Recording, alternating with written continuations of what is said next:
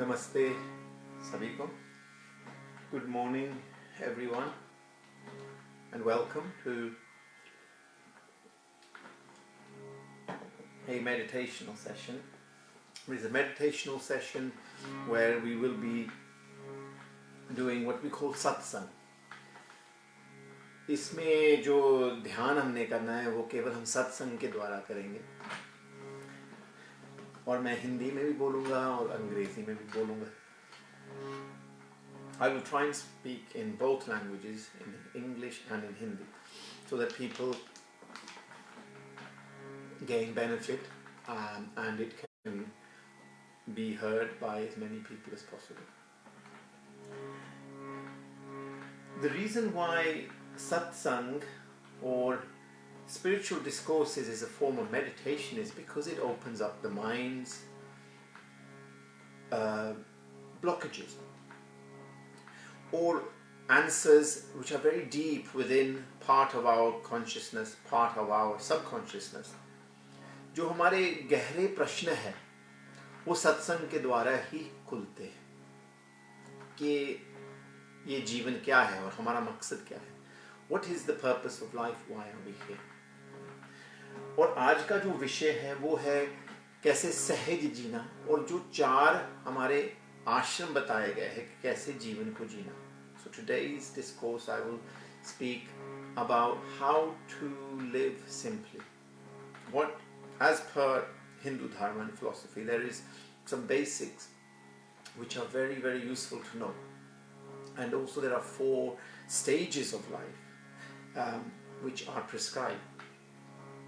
So we will talk about this and think about this and just, like I said, anything I say, anything I mention, simply listen to it, meditate upon it, You don't have to accept everything I say or anything I say, but you just have to, all I ask is people keep an open heart and an open mind so they can listen. तो केवल मैं यही मांगता हूँ सबसे कि आप अपने जो मन है उसको खोल के रखें, हृदय को भी अपने खोल के रखें और सुने बात. क्या आपने निर्णय करना, क्या आप किस चीज़ को आप मानते हो, किस चीज़ को नहीं मानते, ये आपके ऊपर है. बस केवल मैं अपने जो मेरा थोड़ा सा ज्ञान है उसको आपके सामने रखूँगा. So there is a verse from the Yoga Darshan, and it is on Yam, and there is one on Niyams. Yam is basically self-restraint, and Niyam is what we call scriptural rules. तो जो हमारे योग दर्शन उनमें 2 चीज़ें बताई गई है, यम और नियम. यम में होता है कि हमने अपने आप को कैसे रोक के रखना है कई चीज़ों से, इसमें एक डिसिप्लिन होता है. और नियम भी वही चीज़ है किस्म के, मगर वो है जो शास्त्र बताते हैं कि क्या आपको अपने जीवन में कैसे जीना चाहिए. तो यमों में लिखा हुआ है अहिंसा, सत्यास्तेय, ब्रह्मचार्य, अपरिग्रह, यमाः. तो इसका मतलब है अहिंसा तो होती है कि किसी के साथ वायलेंस नहीं करना आपने, मगर ये भी नहीं होता कि आपने अपने आप को प्रोटेक्ट नहीं करना. तो हम यमों के ऊपर ज़्यादा बात नहीं करेंगे. सत्य क्या है, अस्तेय क्या है कि ज़्यादा चीज़ों को अपने लोगों की चुरा के नहीं रखनी चीज़ें, ज़्यादा चीज़ों को इकट्ठे नहीं करना, ये सारी चीज़ें होती हैं. So in this first thing that I just read, this statement, this shloka, it's about ahimsa, is about non-violence, but that doesn't mean you don't protect yourself. It's about truth. Asteya, which is not to accumulate, not to try and hold on to other people's belongings, and not to hold on to too many belongings. So these are all part of self-restraint. But what is niyams? Niyams are scriptural rules. Okay, and I just wanted to concentrate on those firstly. It talks about shauch. Now shauch is purity. जो शौच है वो होता है कि अपने आप को कैसे आप साफ रखें. शौच तो एक तो शारीरिक शौच हुआ कि आपने आप हर दिन शावर लेते हो, बाथ लेते हो, नहाते हो, तो वो शरीर की शुद्धि होगी. So you firstly have a shower, That is your physical cleansing or bath, yeah? फिर आपके मन का शौच कैसे आप करोगे? या अंदरूनी अंगों का पहले देख लेते हैं, वो कैसे करोगे? वो हम करेंगे प्राणायाम के द्वारा। अंदरूनी अंगों का शौच होता है, उनका क्लेंजिंग होती है जब हम प्राणायाम करते हैं। So then there is the cleansing of your internal organs. How do we do that? We do that through the pranayamas, the breathing exercises that I've been teaching. And now, how do you do the cleansing of the mind? The cleansing of the mind is by doing meditation, dhyan, and this, what is called satsang, listening, just simply listening to things which are pleasing to the ears, which is truth. Now, truth may be bitter, but it's truth. तो फिर ध्यान क्या है? ध्यान से हम अपने मन को उसको साफ करेंगे ध्यान के द्वारा। और जब मन को, हमारे की जो विकृतियां है मन में जो उठ रहे हैं, सोच, अलग अलग सोच उठ रहे हैं, वो ध्यान से ठीक होंगे। तो ये हुए अलग अलग तरीके। तो हमारी जो आत्मा है उसको हम कैसे साफ करेंगे? पहले आत्मा को तो साफ करने की आवश्यकता नहीं, आत्मा तो हमेशा ही शुद्ध है, मगर आत्मा से जुड़ने की जरूरत है। Then we can say, well, how do we cleanse our soul? Well, there is no need to cleanse the soul. The soul is always pure. The soul is always cleansed. It's just a matter of wanting to connect with your soul, whatever that may mean. So, there's one other thing though. Instead of the mind, there's your intellect. And there's your ego. This needs to be cleansed with what we call gyan, knowledge. So what we're doing satsang here is that attempt. Satsang, this discussing truthful paths or natural paths. Okay? This is satsang. Okay? This is for your intellect. This is for your buddhi. अपनी बुद्धि को हम, और जो हमारा अहंकार है उसको हम केवल ऐसे सत्संग से ही ठीक कर सकते हैं। तो ये सारी अलग अलग चीजें हुई। अलग अलग चीजों को हमने कैसे ठीक करना, हमने शरीर को कैसे शौच रखना, उसके ऊपर हमने अभी डिस्कस कर लिया है। हमने इंद्रियों को कैसे, हमारे और जो अंदरूनी अंग है, जो इंद्रियां हैं, उसको कैसे हमने शौच रखना, साफ रखना। हमने मन को कैसे साफ रखना, हमने अपनी बुद्धि को और अहंकार को कैसे साफ रखना, और हमने आत्मा जो पहले ही साफ है और शुद्ध है उसके साथ कैसे जुड़ना। So how are we going to cleanse the body? How are we going to cleanse the senses and the organs, internal organs? How are we going to cleanse the mind?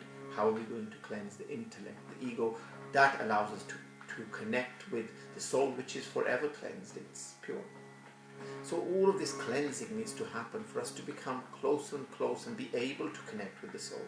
तो उस आत्मा से जुड़ने के लिए अपने उसके बीच में हमारी वो भी आती है जीवात्मा, इसको हम रूह बोलते हैं, और वो ही तो आपको प्रेरणा दे रही है, आपको वो श्वास दे रही है ताकि आप जीवन को जी सकें। So in between the before the soul is your spirit. This is what we call the spirit soul, the jivatma, or your ghost body. That is the go-between. That is the one that is inspiring you to live life, to breathe. It is what is allowing you to breathe, and it wants you to become purer and purer, cleanse and cleanse and cleanse, so that it can connect with what it knows and senses is there's a higher source. So, तो वो जो जीवात्मा, उसको पता है कि उसको महसूस होता है कि कुछ है जो मुझे शक्ति दे रही है, जो आत्मा है, और वो इस शोधन, वो चाहती है कि आप इस शोधन को करें अपने शरीर के, मन के, अंदर के अंगों के, अपने बुद्धि की, अपने अहंकार की। ठीक है ना? तो शौच के बाद आता है संतोष। संतोष होता है contentment. So after cleanliness or purity comes santosh, which means contentment. Now, how will we be content? Well, there is a saying in English, simple living is high thinking as well, yeah? And simple living allows us to be content, doesn't it? But if we have a very complicated way of living, and we rely on too many what we call yantras, which are machinery and technologies, then we are becoming more and more embroiled. तो हम संतोष कैसे रखेंगे? एक तो बहुत सहज जीना, सहज जीने में ज़्यादा यंत्रों का इस्तेमाल नहीं करना, मोबाइल फ़ोन, वीडियो, टेलीविज़न, ये सारी चीज़ें, क्योंकि हम फिर ज़्यादा से ज़्यादा चाहते हैं कि हमारे जीवन में चीज़ें आएँ, वो संतोष नहीं फिर रहता। संतोष वो होता है जिसमें हम नेचुरल तरीके से जितना हो सके जिए। इसका मतलब ये नहीं कि आप मोबाइल फ़ोन मत यूज़ करें, ये नहीं मतलब। अब मैं भी आईपैड यूज़ कर रहा हूँ, आपको प्रोजेक्ट कर रहा हूँ, आपको बता रहा हूँ। तो टेक्नोलॉजी का सही इस्तेमाल, यंत्रों का सही इस्तेमाल, the correct use of technology for our personal development, not to control us. We should not be controlled by them. We should control them. But its use should be limited because it is having an impact on us in terms of our time, perhaps in terms of the energies that we're receiving from it. There could be radiations and so on. तो इससे नकारात्मक ऊर्जा भी निकलती है कई चीज़ों से, तो ज़्यादा इनका इस्तेमाल करना भी सेहत के लिए हानिकारक है। और फिर हमारा ये समय ऐसे खींचती है, ऐसे खींचती है, ऐसे जैसे स्पंज नहीं होता, वो पानी को खींचता है, like a sponge soaks up water. In the same way, these instruments, they soak up our time. Yeah. So we can get too embroiled in them. इनमें ज़्यादा हम उलझ सकते हैं, इसलिए इसके ऊपर थोड़ा निरंतर रखें। निरंतर मतलब कंट्रोल रखें। ये हो गया संतोष, ठीक है ना? और जो भी हमारे साथ जीवन में घटे उसमें संतोष होना चाहिए, अच्छा घटे या बुरा। जब अच्छा समय है, याद रखो कि अगला समय बुरा भी आ सकता है। अगर बुरा समय है तो याद रखो कि अगला समय अच्छा भी आता है। So, whatever happens to you in your life, whatever good and bad things you experience, you must be prepared for that. Knowing very well that if you are going through good times, that the bad times could just be around the corner. And if you are going through bad times, the good times are just around the corner. And it is with this philosophy you should live your life, to be content. ताकि संतोष रहने के लिए ऐसे आपके सोच होने चाहिए, ठीक है? उसके बाद तप। तप क्या है? तप is penance. Tapa is when we decide we want to make a metal very pure, like gold. It has to be heated up a lot in furnaces.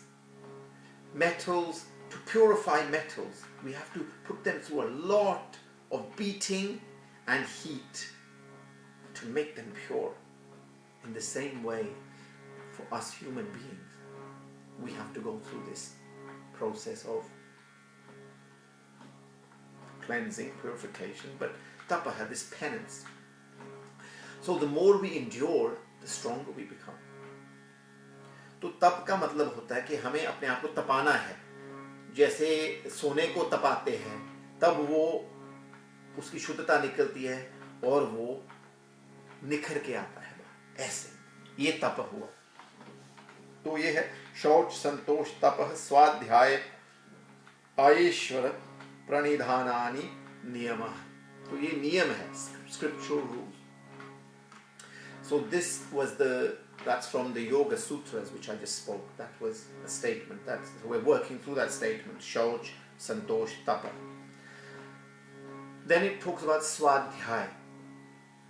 फिर उसके बाद में स्वाध्याय की बात होती है, जिसमें स्वाध्याय होता है कि जो हमारे शास्त्र है, जो हमारे ग्रंथ है, उनका अध्ययन करना। और सुअध्ययन है ना, मतलब सुअध्ययन का स्वाध्याय करना।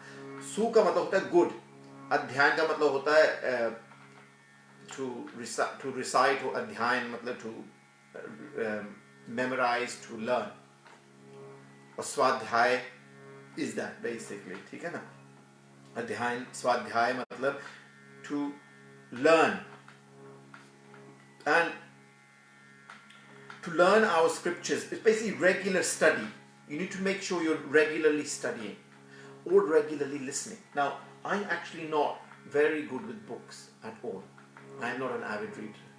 तो मैं ज़्यादा ग्रंथों के ऊपर मैं ज़्यादा पढ़ता नहीं और ना मुझे ज़्यादा पढ़ने का शौक है, कभी भी नहीं हुआ. मेरा जो स्वाध्याय है वो अंदरूनी होता है, अध्यात्म जैसे ध्यान के थ्रू, और किसी से बात कर ली सत्संग के थ्रू होता है. तो इसलिए मैंने सत्संग ये ऐसा ढंग ये आपके लिए भी यहाँ रखा हुआ है, प्रस्तुत किया हुआ है, ताकि इसके द्वारा आप भी अपने ज्ञान को बढ़ाएं. क्योंकि सत्संग के द्वारा बहुत ज्ञान बढ़ता है. जो आप 10 पुस्तकों में नहीं जान सकते, वो शायद आप एक सत्संग में जान जाए. What you might not be able to learn in 10 books, you might be able to learn in one sitting of hearing good things or a philosophical debate or a spiritual discourse. This is why I've gone for these kind of spiritual discourses or satsangs as they're known, but these are forms of meditation where the mind's blockages start getting erased slowly. But you have to be a good listener. आपकी सुनने की क्षमता अच्छी होनी चाहिए, फिर उसके ऊपर मनन और ध्यान करो. Then you need to meditate on what you've heard. You shouldn't just accept it instantly. ठीक है? तो ये हो गया स्वाध्याय. तो इसमें आप जो जैसे गीता है, महाभारत है, रामायण है, ये चीजें पढ़ सकते हो. So you can read certain scriptures. The Vedas are not for everyone to just pick up like that and read. You need the guidance of a guru. You need to be at a certain stage to be able to understand those scriptures. So, but there are so many others. There are literally thousands. Why don't you begin with them? The Bhagavad Gita, the Ramayana, the Mahabharata, the Puranas. So many. But you need the guidance of a guru. A guru is the one. A guru, remember I explained, I don't know if you've seen one of my satsangs, the first one, the importance of the guru. Gu means, in Sanskrit,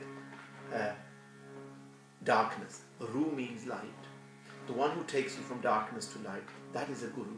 You need the guidance of the guru. Otherwise, what will happen? You will start making interpretations of what you read, which is dangerous.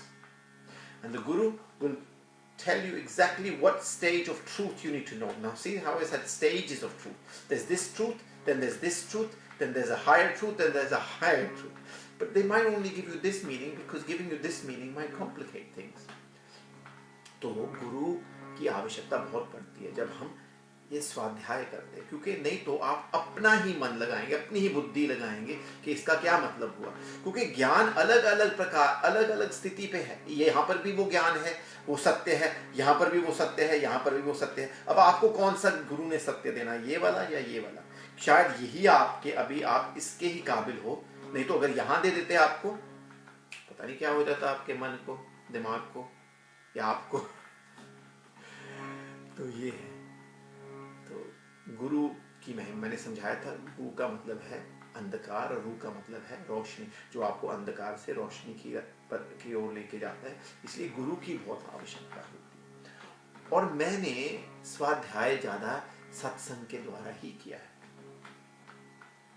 और अपने आप बैठ के ध्यान और योग प्राणायाम के द्वारा जो मुझे प्राप्त होता है. I have gained my knowledge or inspiration, whatever limited knowledge I have, mainly not through reading, no, through satsang, sitting with gurus and spiritual masters, and through my own meditation and my yoga breathing exercises, which take me into that breathing, into that meditational state, and whatever I gain from that, subconsciously, unconsciously, consciously. So, this is Swadhyay. Swadhyay ईश्वर, ईश्वर मतलब ईश्वर प्रणिधानी, वहां लिखा प्रणिधानानी, कि you must connect with God in a very passionate way. ठीक है ना? Deep devotion towards God, or deep devotion towards a higher energy, even if you don't believe in a God. तो एक इसका मतलब है ईश्वर प्रणिधानानी का मतलब है कि आप भगवान के प्रति बहुत ही गूढ़ा आपका संबंध होना चाहिए. अपने गुरु के प्रति और आपके भगवान के प्रति, towards your guru and towards God, because the guru is the go between, the middleman that connects you with God, a very important middleman. This middleman must not be ignored. Okay, so this is why you need to understand that this deep devotion, even if you don't believe in God, it doesn't matter, even if you believe in a higher energy, भगवान में आपका नहीं भी विश्वास, कोई बात नहीं, आप एक परम शक्ति में शायद एक विश्वास रखते हो जो निराकार है, कोई बात नहीं, जैसे भी आप उस शक्ति को देख रहे हो, ये जरूरी उसको आप रूप में ही देखो, रूप में भी देख सकते हो, बिना रूप के भी देख सकते हो, आकार में भी देख सकते हो, निराकार में भी देख सकते हो, जैसे आपकी बुद्धि, जैसे आपकी समझ, ठीक है ना। तो ये होना चाहिए डीप डिवोशन, शक और शंका नहीं होनी चाहिए. You shouldn't have doubts and I'm not sure about this. Keep an open mind. It's better you say I have an open mind, I have an open heart. Don't say oh no, I'm not sure about this, I don't believe this, so I don't believe in that. ऐसे मत कहो. Don't say things like that because that closes you. ये आपके मन की ग्रंथियों को और मजबूत कर देता है. अगर आप ऐसे सोचने लग जाते हैं कि नहीं मैं इसमें नहीं विश्वास करता, ये नहीं मैं मानता, इससे ज़्यादा बेहतर है आप कहें कि मेरा हृदय खुला है, मेरा दिमाग खुला है, मैं बस सुन रहा हूँ, मैं फिर उसके ऊपर मनन करूँगा. इससे आपके मन की ग्रंथियाँ और मतलब मजबूत नहीं होंगी, वो खुलेंगी. ठीक है. और ये है नियम, ये है नियम. These were the scriptural rules. Now, I'm going to explain to you how I see the 4 stages of life. अब मैं आपको समझाऊंगा कि किस दृष्टि से, कैसे मैं वो जो 4 हमारे आश्रम है उसको मैं कैसे देखता हूँ और कैसे समझता हूँ. ब्रह्मचार्य, गृहस्थाश्रम, वानप्रस्थ आश्रम और संन्यास आश्रम. क्योंकि मैंने पहले भी समझाया था, I explained earlier to you that Hindu Dharma is actually known as Varna Ashrama Dharma. I.e. there are the 4 Varnas, there are the 4 ashrams, so there are the 4 categories or castes which God himself created, Brahmins, Kshatriyas, Vaishyas and Shudras. And there are the 4 stages of life. Brahmacharya, where you are celibate, Grahasthashram, where you're in your family life, Vanprasthashram, whether when you're in semi-retirement, and normally means a forest dwelling, but obviously that doesn't have to be literally forest. And sannyas means when you are detached, you are a complete ascetic, like a yogi. You have detached yourself from all relationships and the world, and your family is the bigger family, the world. So that is the name of Hinduism actually, Varna Ashrama Dharma. So its correct name is, इसका असली नाम हमारे हिंदू धर्म का है वर्ण आश्रम धर्म. जो 4 वर्ण भगवान कृष्ण ने स्पष्ट तरीके से बताया कि मैंने ही बनाए हैं, वो ब्राह्मण, क्षत्रिय, वैश्य, शूद्र, वो, और जो उन्होंने समझाया कि मैंने ही ये 4 रास्ते हैं ये जीवन में आपको, ब्रह्मचार्य, गृहस्थ, वानप्रस्थ और संन्यास. अब इसका मतलब ये नहीं कि आपने वहाँ वानप्रस्थ में वहाँ ही जाना है, वनों में ही जाना है.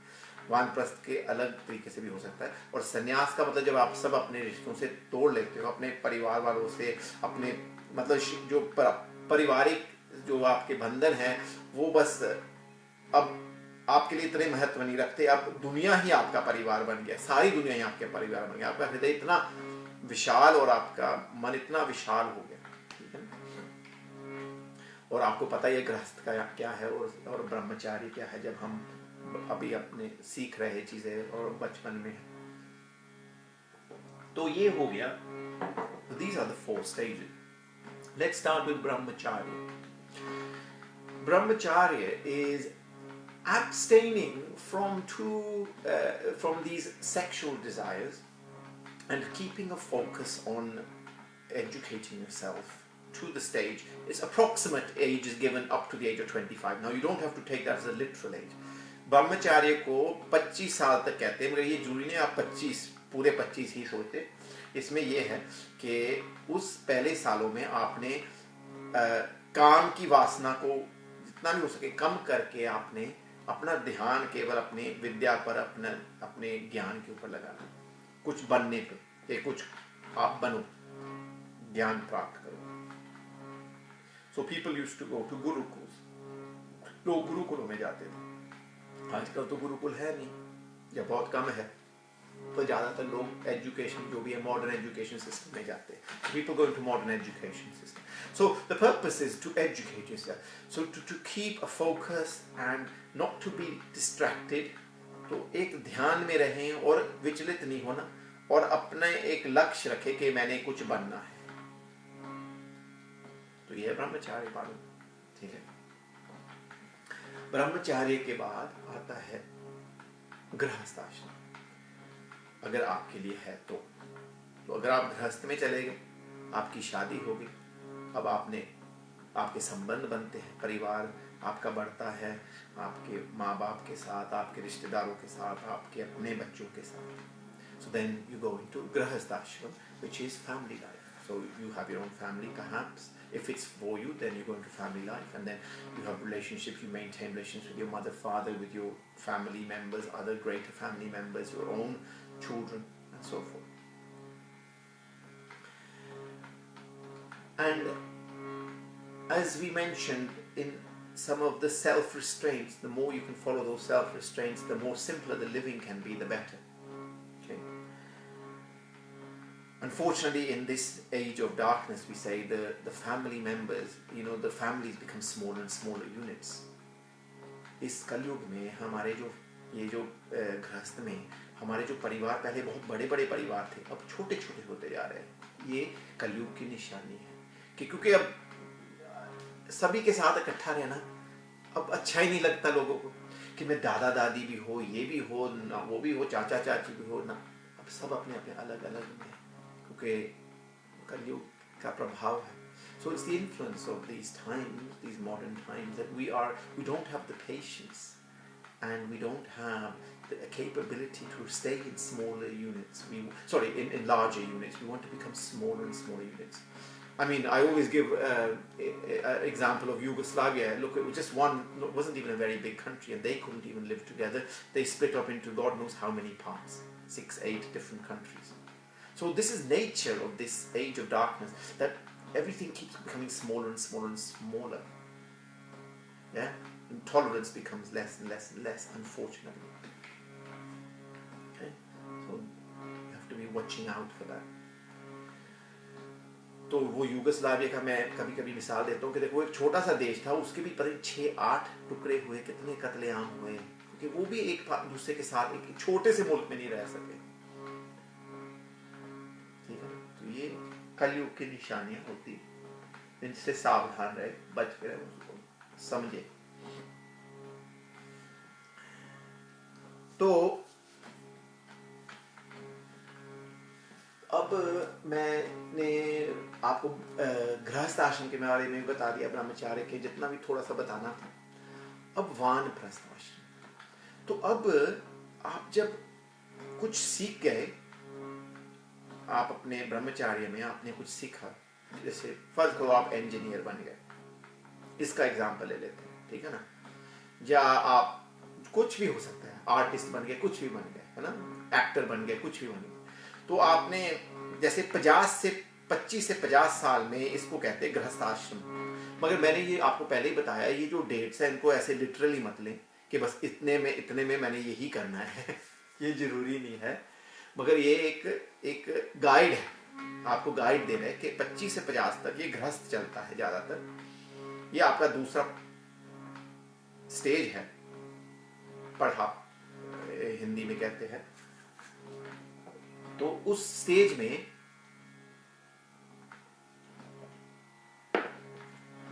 आपका ध्यान अपने एक परिवार के ऊपर है ज्यादातर, और थोड़ा सा और भी परिवार वाले एक्सटेंडेड फैमिली भी इसमें आती है, मगर ज्यादातर अपने परिवार के ऊपर आपका ध्यान है.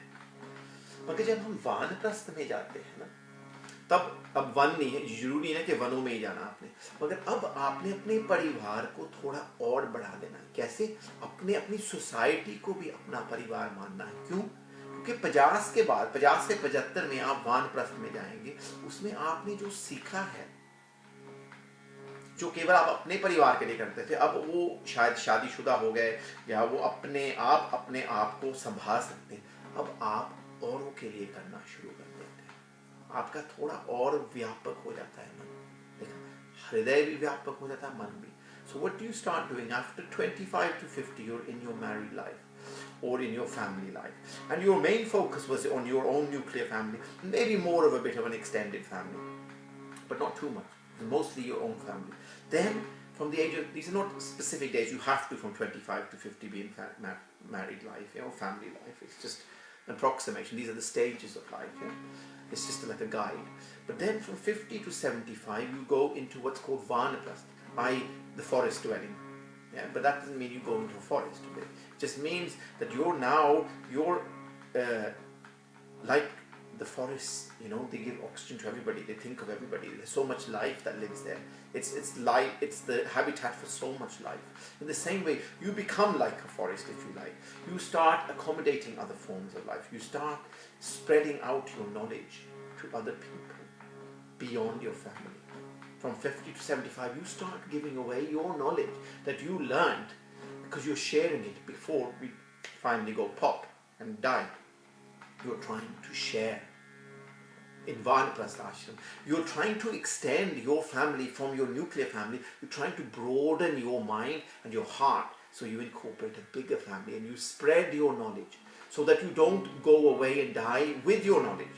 आप अपने ज्ञान को व्यापक करना चाहते हैं सबके साथ। जाने से पहले, मृत्यु से पहले, अब आपका परिवार खुलने लग जाता, बड़ा होने लग जाता, आपका मन और आपका हृदय व्यापक होने लग जाता है, क्योंकि आप पूरे सोसाइटी के बारे में सोचते हो। आप सोच रहे हो कि मैंने जो सीखा है, इंजीनियरिंग जो भी मैंने किया, अब मैं वो स्किल कई लोगों को देख के जाऊं ताकि वो भी कर पाए। जो लोक कल्याण का काम मैं कर रहा था वो करें। What good I was doing for society through my skills and knowledge I've gained, I'm now going to share that with so many others beyond my family members, so that the society can run and I've given a contribution back. So you first took the knowledge, you then applied that knowledge to your immediate family, and you held your responsibilities. पहले अपने वो ज्ञान लिया, अपने परिवार के ऊपर वो ज़्यादा से ज़्यादा शक्ति आपने वो ऊर्जा लगाई, ताकि वो आपकी जिम्मेदारी है। उसके बाद आपने उस परिवार को व्यापक किया, आपने पूरे सोसाइटी में किया। Then you went into a bigger family and you shared your knowledge. This is how I see Vanaprastha. That was the main purpose of Vanaprastha. So you are going into semi-retirement. आप धीरे धीरे अपने परिवार से बड़े परिवारों में जा रहे हो ताकि आपकी सोच व्यापक हो। अब बेसिकली आप अध्यात्म की ओर जा रहे हो, संन्यास की ओर जा रहे हो, क्योंकि वहां पर आपका परिवार और भी बड़ा हो जाएगा। मगर आपके बंधन धीरे धीरे टूटने लग जाते हैं अपने परिवार वालों से, क्योंकि आपने उनको पूरा ठीक कर दिया, सब कुछ कर दिया उनके लिए जितना करना था, और वो अपने आप अब उनमें हिम्मत है। अब आप अपने आप वो एक ढंग से वो दूरी बना रहे हो। Now in a very careful way, in a very clever way, in Vanaprastha ashram, you're creating a distance, not deliberately, but in a nice way, from your immediate family members, so that your heart starts and your mind starts becoming much more wider and bigger for the whole of society. This will take you eventually into the spiritual path.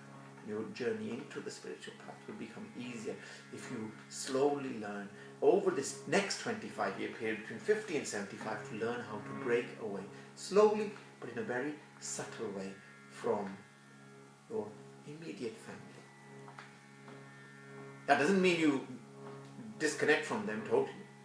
इसका मतलब ये नहीं कि आप उनसे बिल्कुल सारे रिश्ते नाते तोड़ दें और बस चले जाएं वनों में, ये मैंने नहीं कहा। मतलब आप समझो कि मैं क्या कह रहा हूं, ताकि आपका अध्यात्म में वो ईश्वर प्रणिधानी कैसे होगी, वो योग कैसे होगा, वो ध्यान कैसे होगा, जब हम अपने आप को एकांत की ओर नहीं लेके जाएंगे, इन बंधनों से नहीं धीरे धीरे हटेंगे एक अच्छे ढंग से। How are we going to go deep into that devotion for God and deep into meditation and deep into all of these things which require solace and solitude? if we don't learn how to, in a very orderly and a very subtle way, learn how to break away from our relationships which keep us to bonded with this illusion, with this maya, with this world, with this physical. How are you going to transcend from physical to metaphysical if you don't take certain steps? अगर आप थोड़े से कदम नहीं उस तरफ बढ़ाएंगे तो आप कैसे अध्यात्म में जा पाएंगे? जा ही नहीं पाएंगे। बस ऐसे ही फिर आपका वो पटाखा हो जाएगा, फिर पछतावा ही रह जाता है. Then suddenly one day you go pop and that's it. You only have regrets. What did I actually achieve? Or maybe you might be very content with what you achieved. But what is the purpose of life? The purpose of life is to go towards sannyas. Sannyas doesn't mean physically away. It doesn't have to be. Sannyas means detachment and your own focus on your own spiritual upliftment now. From the years 75 to 100 mainly. But again, like I said, it's very crude that. Sannyas can happen very early. For example, for Adi Guru Bhagwan, Adi Guru Shankaracharya, sannyas happened at the age of 8. But that's due to his previous karma. For him, sannyas was meant to be from the age of 8. He left his house and that's it. He went on his path and he completed his life by 32 and he died at 32. Well, left the earth at 32.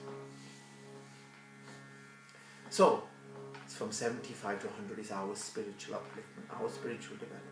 But we can only do that successfully if we learn how to break the bondages of our relationships in a very subtle and clever and a very nice way. But we're still not physically away from family. We may not need to be, but we may also be. That's your choice.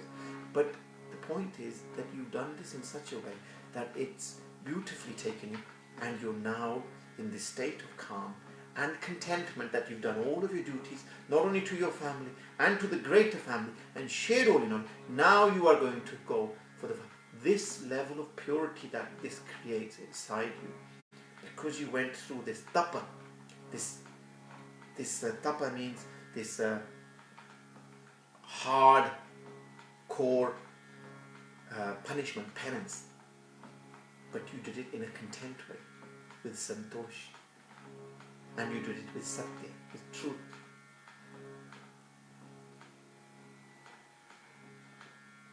You lived a truthful life.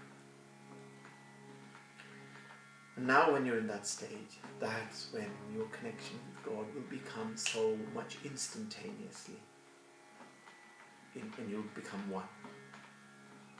तब आपका भगवान के साथ जुड़ना, जब आपने ये सब तप कर लिया और संतोष के साथ किया, सत्य के साथ किया, और फिर आप उस स्थिति में पहुंच गए, आपने बहुत अच्छे ढंग से अपने सारे रिश्तों को निभाया और बड़े परिवार को निभाया, पूरे सोसाइटी को भी दिया, और आपके अंदर कोई रिग्रेट नहीं है, कोई भी मैल नहीं है, कोई भी पछतावा नहीं है, तब आपका ध्यान लग सकेगा भगवान की ओर.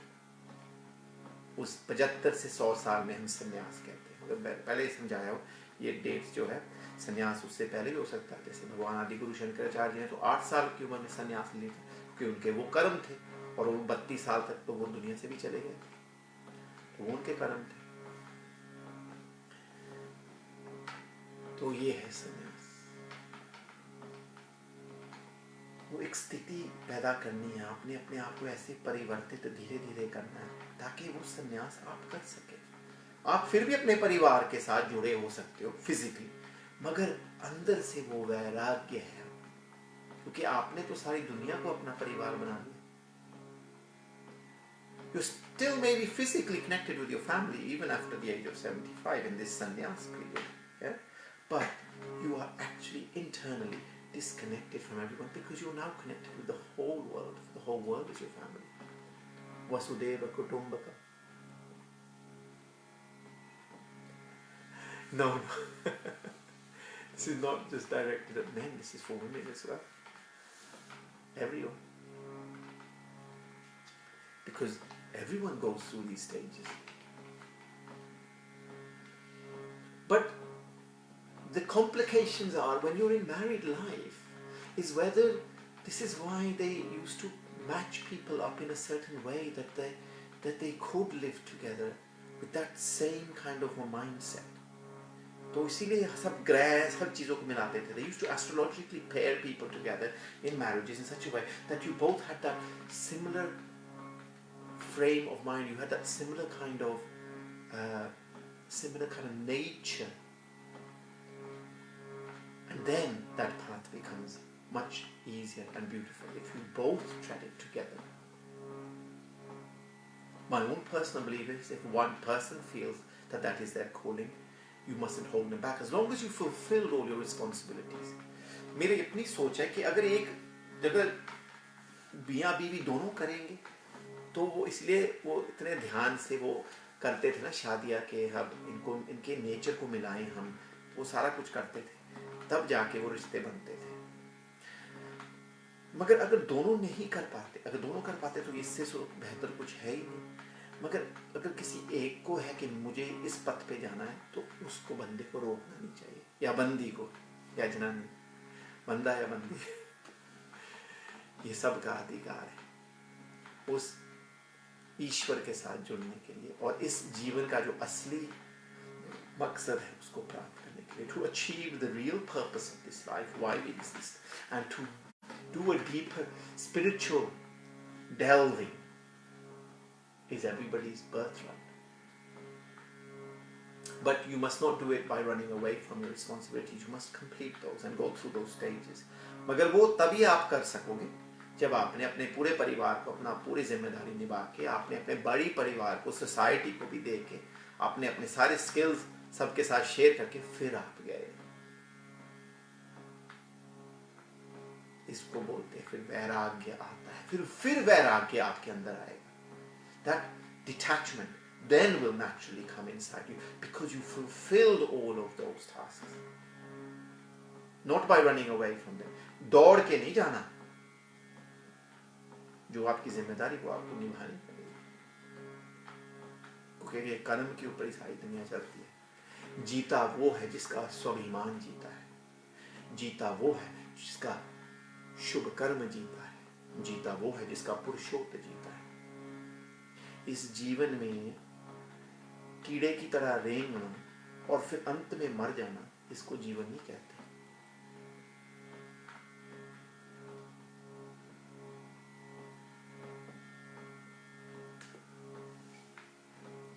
ये नारी का स्वभाव है कि वो अपना कभी कभी जीवन पुरुष के लिए समर्पित कर देती है. ये लिखा हो किसी ने, और वो अपना करते हैं. मगर जिस पुरुष में ये ज्ञान होगा, ये समझ होगी, वो नारी के बारे में भी सोचेगा. और फिर दूसरी चीज आपके कर्म है. क्या आप ये कर पाओगे? ये जरूरी नहीं कि इसी जन्म में करना है, मगर ये सोच अब रखो.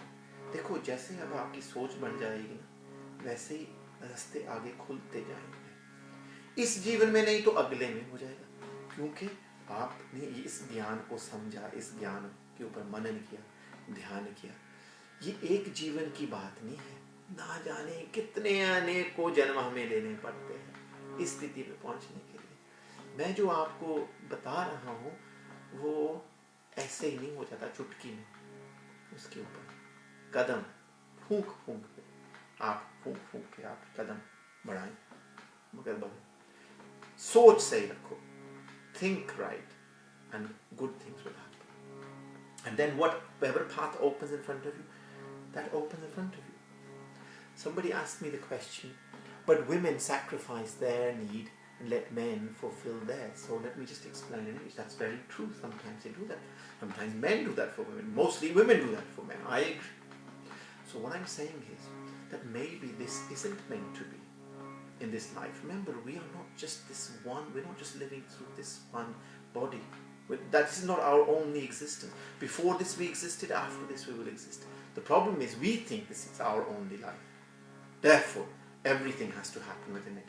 It's not going to, not necessarily. And it may not be right for all of this to happen, but keep an open mind and know this knowledge and be aware of what I've just told you, because when you know this, this will become a reality one day, sooner, if not later, if not in this life, in the next.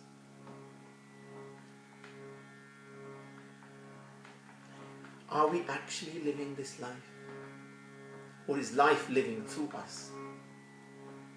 क्या हम इस जीवन को असल में जी रहे हैं, या जो जीवन है वो हमारे इस शरीर के द्वारा जी रहा है? ये सब प्रश्न है। These are all questions. कई लोगों की सोच है कि पुण्य और पाप पहले ही निर्धारित है। Some people believe that your good deeds and your bad deeds and what karma you're meant to do is already preordained. And we are simply playing, that life is playing out through us, our physical body. We are not actually living life. But I say to you, stay in that present moment and see how life is being lived through you.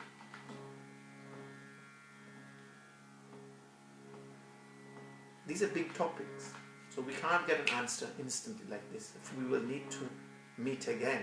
This is why these satsang sessions will continue. But it's good because what have we started doing when you start listening? अब ये प्रश्न तो उठते रहेंगे और प्रश्न उठते जाएंगे। क्यों उठेंगे? क्योंकि हमने वो ग्रंथियों को खोलना शुरू किया है। यही तो सत्संग है, यही तो ध्यान है, यही तो मेडिटेशन है। आप वो प्रश्न उठेंगे और उनको उठने दो और धीरे धीरे उनके ऊपर मनन करते जाओ और ये सत्संग चलते रहेंगे और इसी से हमारी ग्रंथियां खुले और आपको अपना रास्ता साफ नजर आ जाएगा।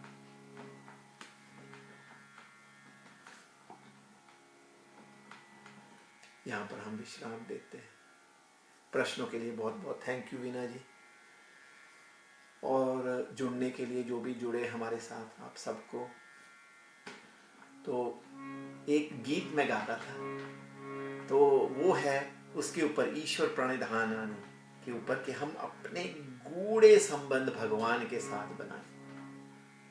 There is a bhajan or a hymn I used to sing, and this is all about one of the things I talked about today, which is how we must live our life, and which is you must somehow have a deep devotion for that higher power, that which sustains everything, whether you call it God or just an energy, formless or form, whatever your belief is. कि नंद लाल गोपाल दया करके रख चाकर अपने द्वार मुझे।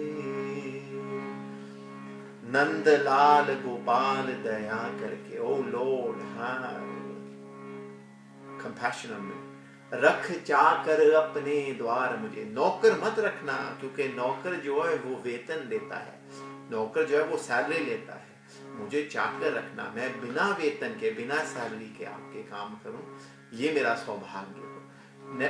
Oh Lord, have compassion on me. Don't make me your servant. Almost make me like your deep devotee, your slave. I want to work for you without any, for a servant takes salary. I don't even want that. I want to just work selflessly for you. This is the gist of the bhajan. I will sing it now without any further interpretations. Nand Lal Gopal दया करके रख चाकर अपने द्वार मुझे। नंद लाल गोपाल दया करके रख चाकर अपने द्वार मुझे। धन दौलत और किसी को दे, धन दौलत और बस दे दे अपना प्यार मुझे। धन दौलत और किसी को दे, बस दे दे अपना प्यार मुझे। नंद लाल गोपाल दया करके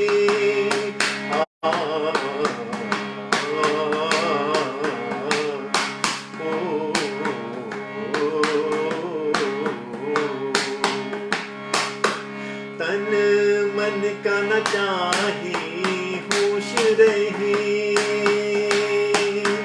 तन मन का न चाहे होश रहे, पर तेरा नाम ना बिसरे भूले से, तेरा नाम ना बिसरे भूले से। तेरे ध्यान में इतना खो जाऊं, तेरे ध्यान में इतना खो जाऊं, तेरे ध्यान में इतना खो जाऊं, पागल समझे संसार मुझे, तेरे ध्यान में इतना खो जाऊं, पागल समझे संसार मुझे, नंदलाल गोपाल दया करके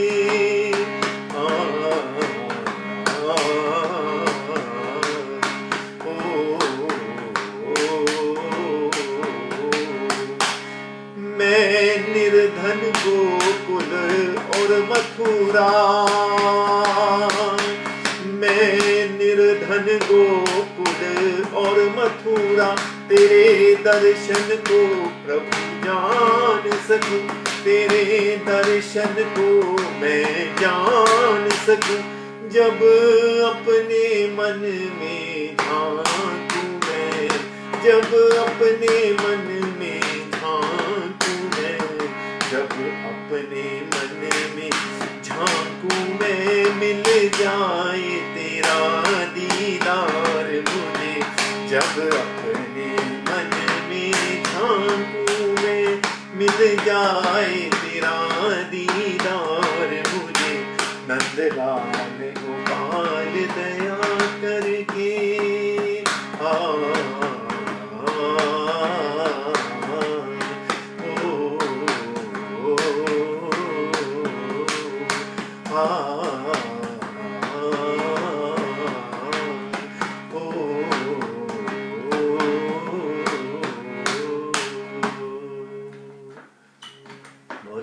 कृष्ण कन्हैया लाल की जय, अपने अपने गुरुदेव महाराज की जय।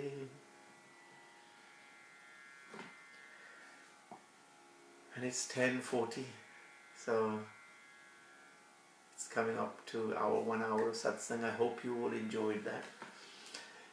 It's quite difficult for me to say it in Hindi and in English, and I have to keep that train of thought going, but it's a nice experience of trying to impart whatever little I know to you, and to do it in both languages, because I would like both communities, both groups of people to benefit. Hindi में और अंग्रेजी में दोनों में बताना काफ़ी कठिन है, और फिर वो एक सोच में, एक लय में, वो ताकि टूट ना जाए वो भी रखना पड़ता है। मगर मैं चाहता हूँ कि दोनों तरह के लोग, जो अंग्रेज़ी भी बोलते हैं, जो हिंदी भी बोलते हैं, उनको इस चीज़ की समझ आए और उसको इसका लाभ हो। चाहे मेरा जो भी है छोटा ज्ञान जितना भी है वो आपके साथ मैं बांटूं। मैं अपना वो वानप्रस्थ में 49 का हुआ वानप्रस्थ में आ रहा हूँ, तो मेरा परिवार बड़ा हो रहा है, अपने परिवार का भी कर रहा हूँ और वो भी करता रहूँगा। मगर ये है कि अब देना है दुनिया को, जो आपने दुनिया से लिया, जाने से पहले वो दे जाओ, ताकि ये ना हो कि पछतावा रह जाए कि मैंने कुछ दिया नहीं। अच्छा करके जाओ, अच्छा करो, अच्छा सोचो, दुनिया के लिए अपने मन को व्यापक करो, अपने हृदय को व्यापक करो, औरों के दर्द को भी समझो, औरों की बातों को भी समझो, मगर आप अपने मकसद में आगे बढ़ते जाओ, करते जाओ। बस किसी से कोई आशा ना रखो। Have no expectations from others. Just keep doing your good deeds, whatever you can. Just keep flowing ahead. That's all we can do in life. But give what you've taken, give, and give away before it's too late. Your knowledge, your time, some of your knowledge, your time, your money, whatever it is, give to others, share. Because there's nothing you can take away, but make sure for the next lot that comes, you make their life a bit easier. All the best. Namaste.